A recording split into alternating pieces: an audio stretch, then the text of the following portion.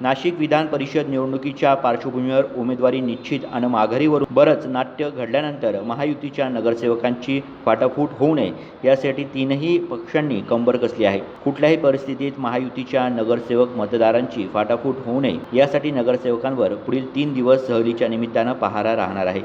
महायुतीचे उमेदवार नरेंद्र दराडे यांच्या विजयासाठी सहलीच्या निमित्तानं महायुतीच्या नगरसेवकांना त्यांना बाहेर नेण्याचा निर्णय शुक्रवारी हॉटेल एक्सप्रेस इन येथे बैठकीत झाला। महायुतीचे शिक्षण मंत्री दादा भुसे, मंत्री नरहरी झिरवाळ यांच्या अध्यक्षतेखाली भाजप, शिवसेना, राष्ट्रवादी या प्रमुख तिन्ही पक्षाचे आमदार, जिल्हाध्यक्ष, शहराध्यक्ष, मनपातील प्रमुख पदाधिकाऱ्यांची समन्वय बैठक आयोजित करण्यात आली होती। या समन्वय बैठकीत सहलीचं नियोजन करण्यात आलं असून 13 जूनला सायंकाळी हे सर्व नगरसेवक ठाण्याकडे रवाना झाले आहेत। 3 दिवस हे नगरसेवक तेथेच थांबतील, तर मतदानाच्या आदल्या दिवशी ते नाशिकमध्ये येणार आहे।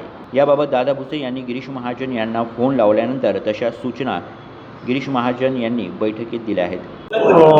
विधान परिषदेच्या उमेदवार दराडे साहेब यांना महायुतीचे उमेदवार म्हणून समोर कुठल्याही प्रकारची उमेदवारी कोणाची नाहीये, पण माघार घ्यायला विलंब झाल्यामुळे जे 2-3 नावं येतील, पण आम्ही महायुती म्हणून सगळेजण तो महायुतीचा धर्म अतिशय काटेकोरपणे पाळणार असा शब्द या सगळ्यांच्या वतीनं आम्ही मंडळीने दिले।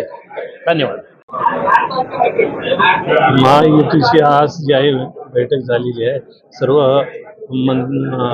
मंत्रीगण, सर्व आमदार, राष्ट्रवादी काँग्रेस पक्षाचे, भारतीय जनता पार्टीचे आणि जे आहेत एकनाथ शिंदे साहेबांच्या गटाचे जे आहेत उमेदवार यांना पाठिंबा देण्यासाठी जे आहे राष्ट्रवादी काँग्रेसतर्फे सुद्धा पूर्णपणे जो आहे आमचा पाठिंबा आहे आणि त्यासाठीच आम्ही सर्वजण या मीटिंगमध्ये उपस्थित झालो आणि पूर्णपणे आम्ही त्यांना पूर्ण ताकद लावून जे आहे या उमेदवारांना जो आहे पाठिंबा।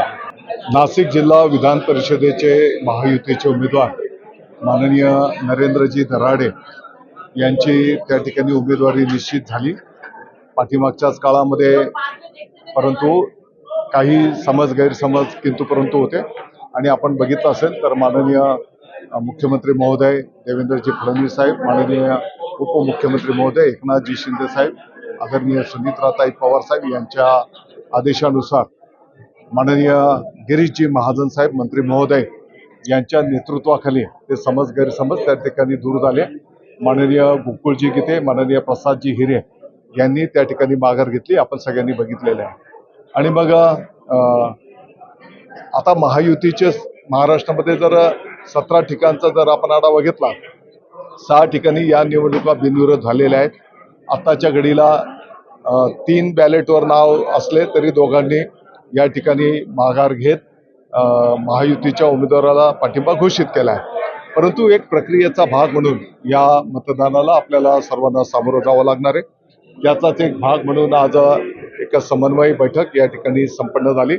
माननीय गिरीशजी महाजन साहेब पण येणार होते, परंतु जळगावमध्ये गेल्या 8 दिवसांपासून ते नसल्यामुळे आज त्या ठिकाणचा संवाद साधून साधारणपणे रात्री 11 वाजेपर्यंत ते परत एकदा नाशिकमध्ये येत आहेत आणि उद्यापासून सर्व नगरसेवक महोदय एकत्रितपणे त्या ठिकाणी बसून आपल्या आपल्या वॉर्डमध्ये, आपल्या आपल्या भागामध्ये विकासाच्या संदर्भातल्या चर्चा विनिमय करणं आणि आपल्या महायुतीच्या उमेदवाराचा विजय त्या ठिकाणी कशा पद्धतीने जवळपास एकमतानेच तो विजय त्या ठिकाणी होईल या दृष्टिकोनातून सर्वजण त्या ठिकाणी पाठिंबा देतील।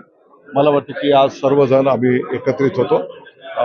1-2 आमदार महोदय काही त्यांच्या खाजगी कारणास्तव उपस्थित होते, परंतु आम्ही सर्व महायुतीचे प्रमुख पदाधिकारी, जिल्हा प्रमुख महोदय, लोकप्रतिनिधी, नगराध्यक्ष, महापौर हे सर्व या ठिकाणी उपस्थित होते। मतदानाच्या दिवशी सकाळीच ते थेट मतदान केंद्रावर पोहोचून मतदान करून आपल्या घरी परतणार असल्यानं पुढील 3 दिवस महायुतीच्या नगरसेवकांची फाटाफूट होऊ नये यासाठी महायुतीच्या नेत्यांनी आत्तापासूनच राजकीय फिल्डिंग लावत महायुतीचे उमेदवार नरेंद्र दराडे यांच्या विजयासाठी प्रयत्न सुरू केले आहेत। उमेश आवनकर, दिशा न्यूज, नाशिक।